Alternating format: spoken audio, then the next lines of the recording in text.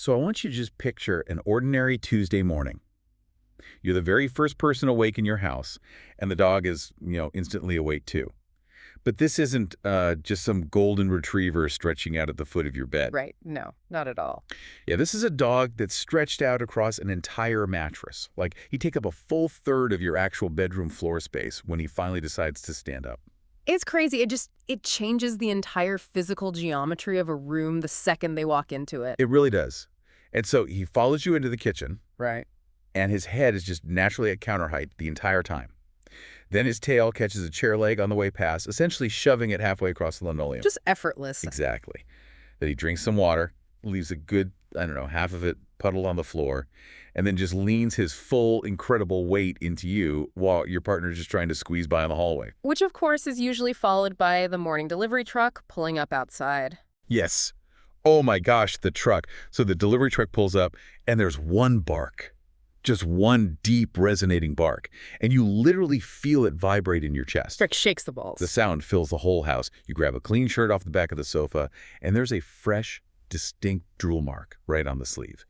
And everyone's just heading out the door, and he's standing there, tail going, just completely oblivious to the sheer scale of his own presence. And the fascinating thing about that entire scenario is that there's no crisis happening. I mean, Yeah. that is just baseline existence with a Great Dane. And that is exactly the mission of our deep dives today. We aren't, looking at some massive singular challenge. Sure. To really figure this out, we're looking at a huge stack of veterinary orthopedic guides, behavioral studies, and breed-specific rescue manuals. Yeah, we're getting into the reality of it. Right.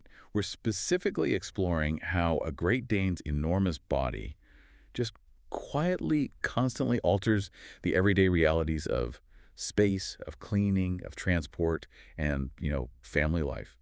We are looking past those elegant, statuesque photos you see on the internet to the actual daily texture of living with a giant breed. Because honestly, before you can even think about the behavioral training or the bonding, you just have to figure out where a dog of this magnitude actually fits into a human-built environment. Yeah, and reading through these manuals, it honestly made me think of a commute.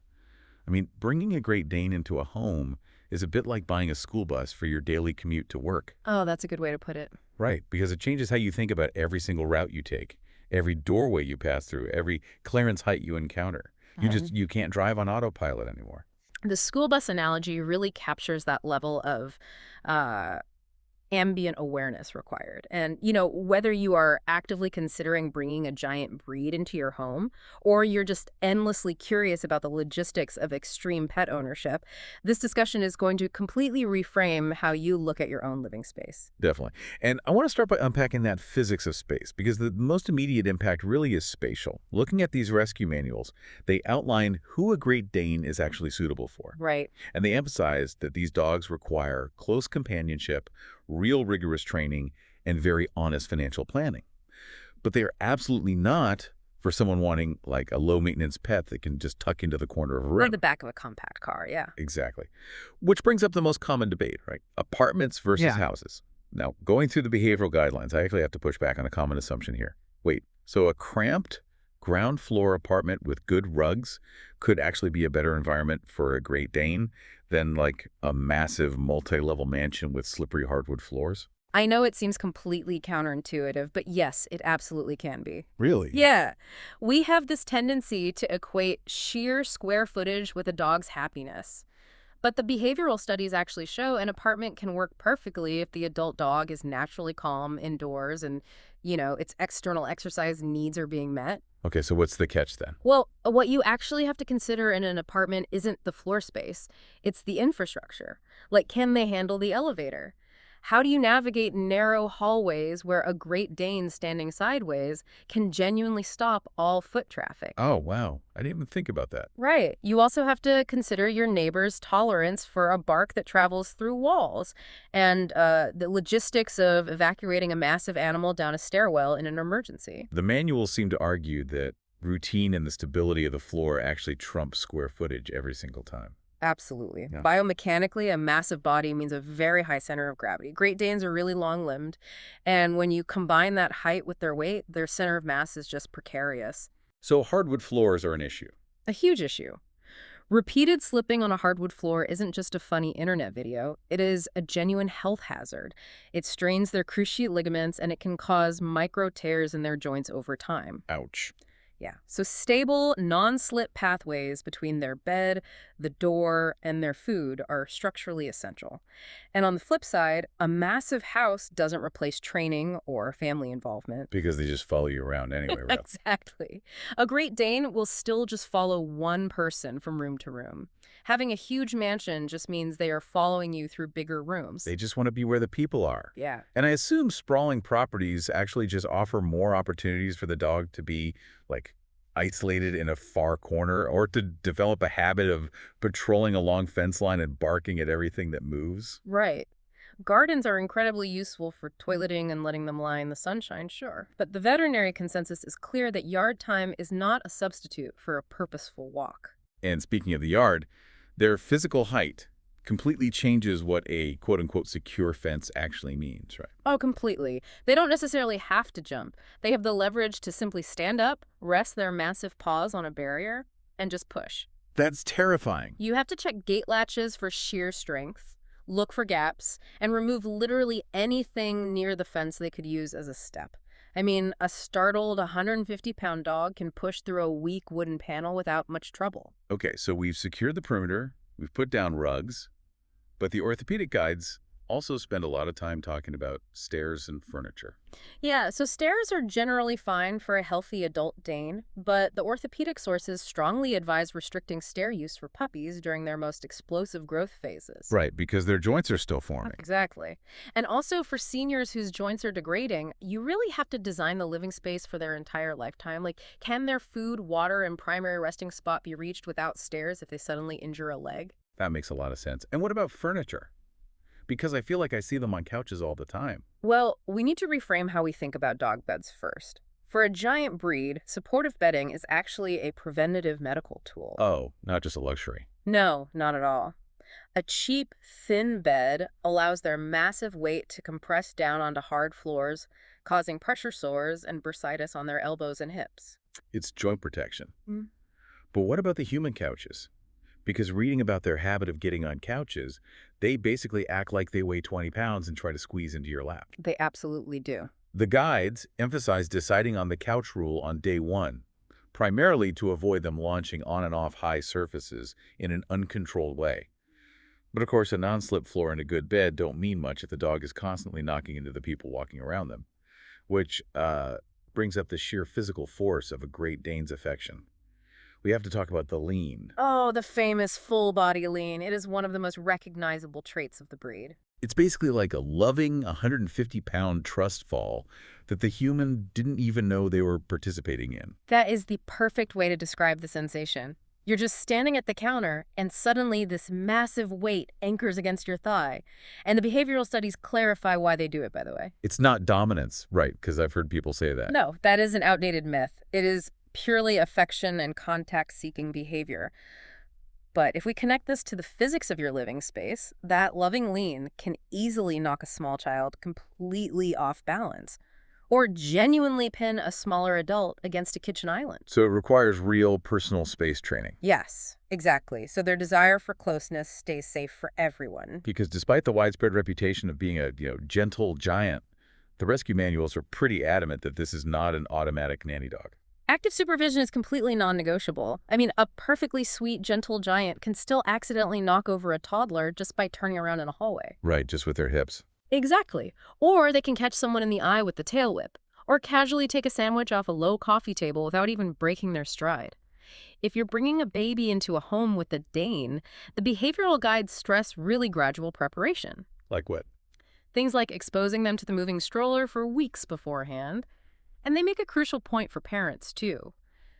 Never, ever force a close contact pose just for a cute social media photo. Yeah, that stuck out to me too. A photo of a baby leaning on a giant dog proves absolutely nothing about long-term safety, especially once that baby becomes like an unpredictable toddler who grabs ears and tails. Exactly. And the physical risks aren't just for toddlers. The guides mention older adults and teenagers in the household require specific planning as well. Yeah, so teenagers can be wonderful helpers, but only assuming they can physically handle a sudden 100-plus pound leash pull. Right. If a Dane spots a squirrel and lunges, the physics involved means you cannot hand the leash to someone who lacks the physical anchor weight to manage that surprise momentum. And for older adults living in the home. The sheer size of a Dane lying in a dark hallway presents a genuine trip and fall hazard. It has to be managed with night lights and clear pathways. I was also reading about their interactions with other pets. The risk of accidental injury seems high just based on the scale of these dogs. Coexistence really varies by the individual dog, but yeah, scale is the primary issue. With small dogs, even friendly, joyful play carries a severe risk of injury just from accidental collisions or a heavy paw landing wrong. What about cats?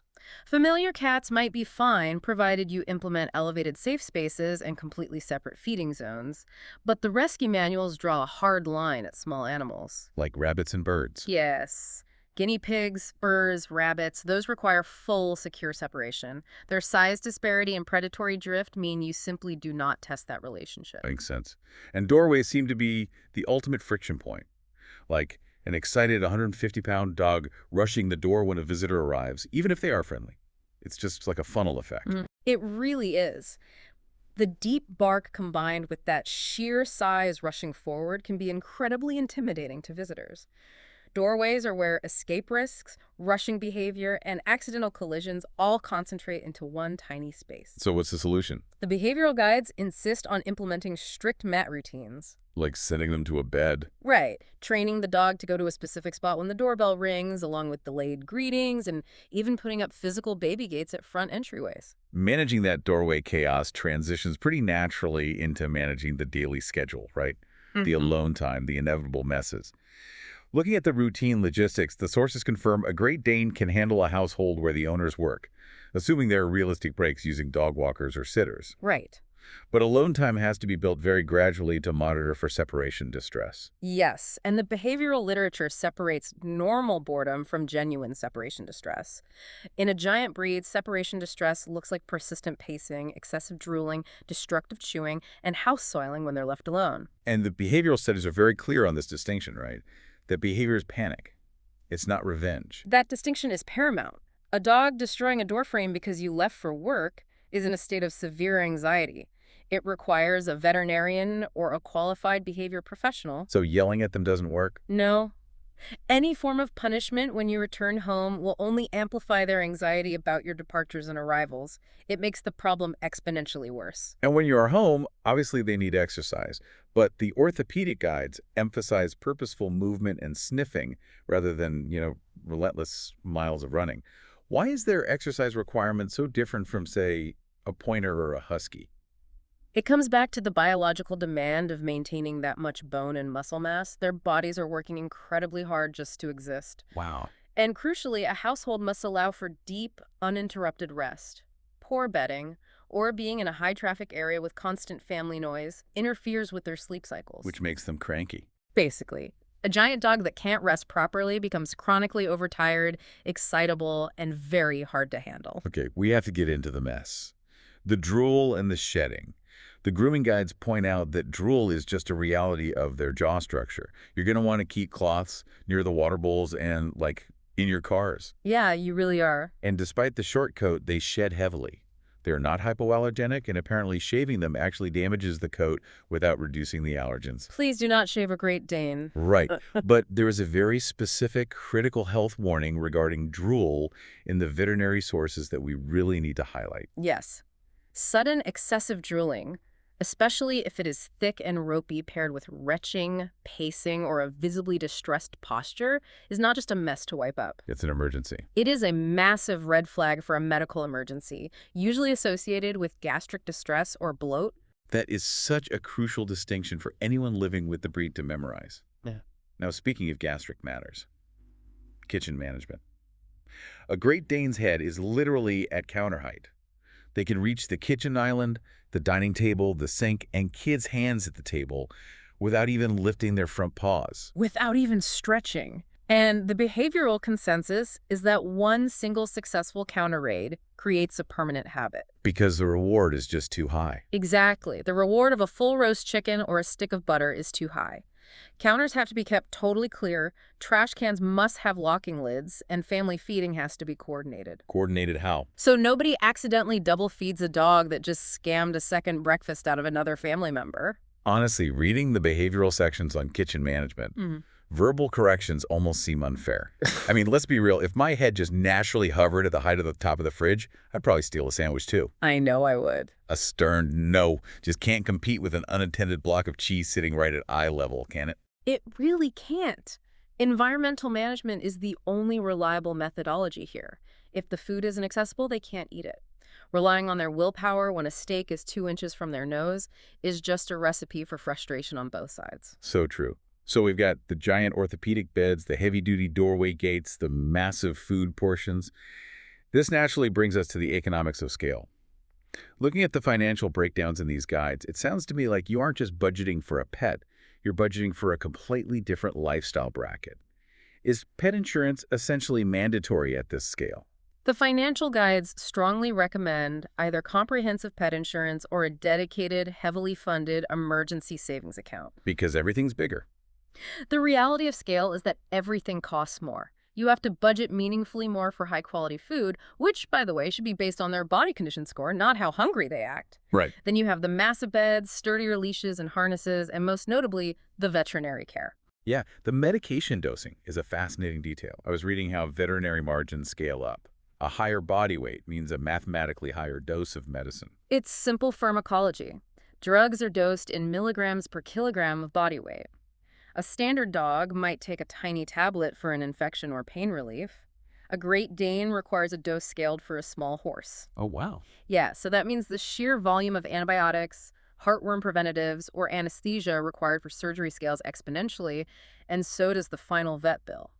And the travel section of these sources outlines how moving them changes completely too. Yeah. The biomechanics of a giant breed in a vehicle means you can't just toss them in the backseat of a sedan, right? Exactly the opposite. Because of their long spines and limbs, they physically cannot curl up in a standard back seat without risking joint damage or spinal compression on a long trip. So you need an SUV. Basically. As the dog grows, the right car often has to change. You need substantial interior height, a completely flat cargo space, loading ramps to protect their joints, and heavy-duty secure restraint systems. I was also reading the air travel restrictions for giant breeds, and it seems almost prohibitive.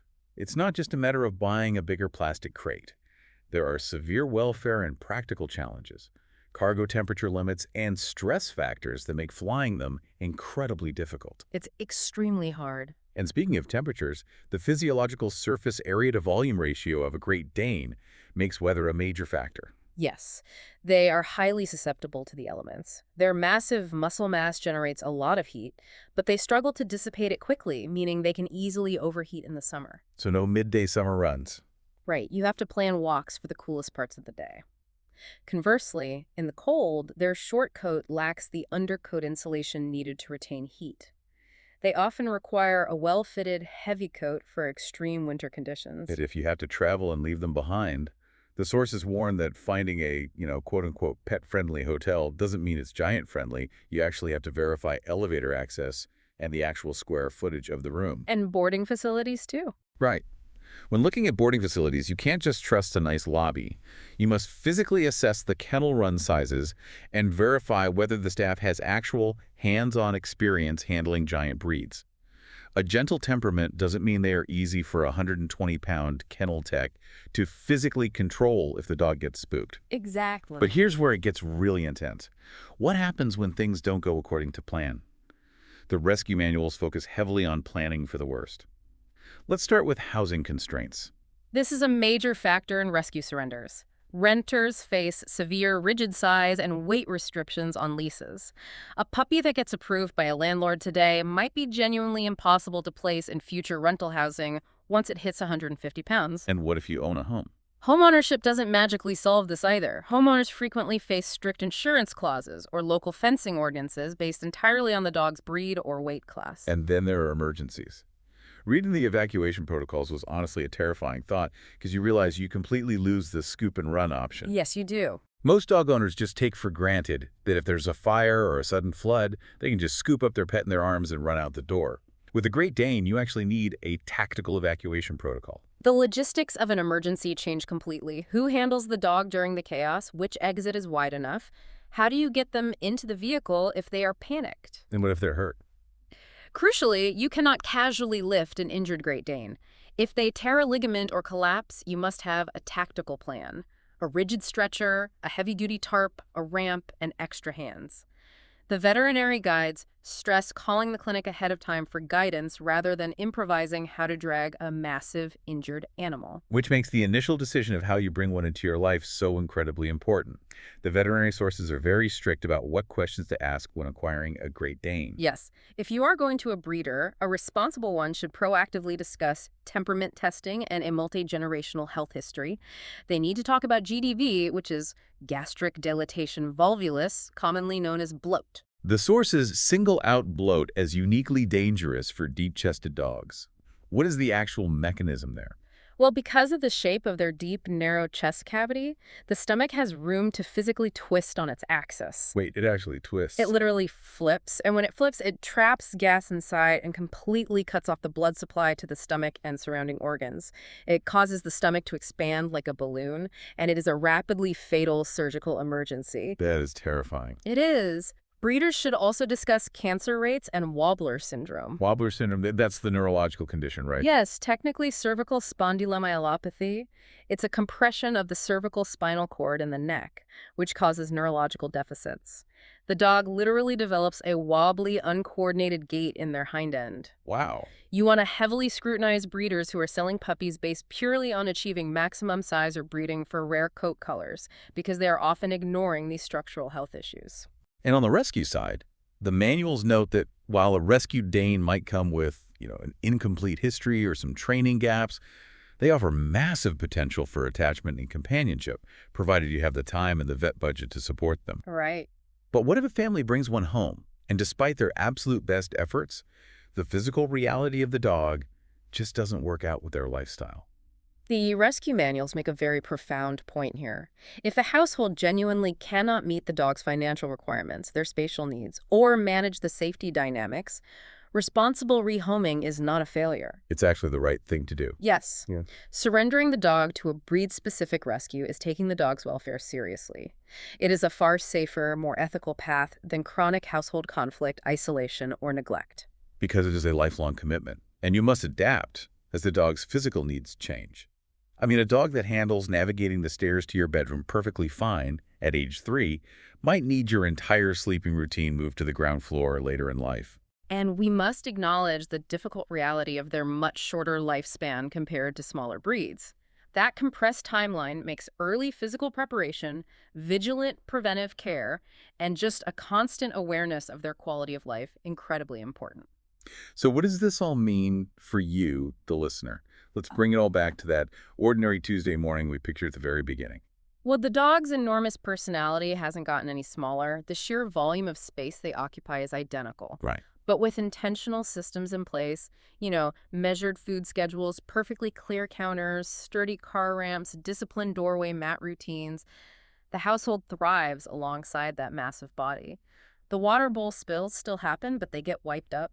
The designated dog walker knows exactly how to manage the leash physics. It's a life intentionally, thoughtfully built to accommodate a giant. If you're on this journey, the sources remind you to keep all of these health records, care routines, and large-scale medication schedules organized using the Vital Pet app. Very helpful tool. And the next logical step in your research is looking at the Great Dane Lifetime Health Checklist to prepare for those different life stages. Just a quick reminder, this deep dive is for educational purposes, and you should always consult a licensed veterinarian for specific health concerns or emergency planning. It really is a masterclass in living with intentionality. It really is. Yeah. Which leaves us with this final thought. What if designing a home to safely and comfortably accommodate a 150-pound giant dog actually makes us better, more intentional humans? Does having to meticulously manage our physical space, coordinate our daily routines, and permanently clear our clutter force us into a more mindful, present way of living our own daily lives?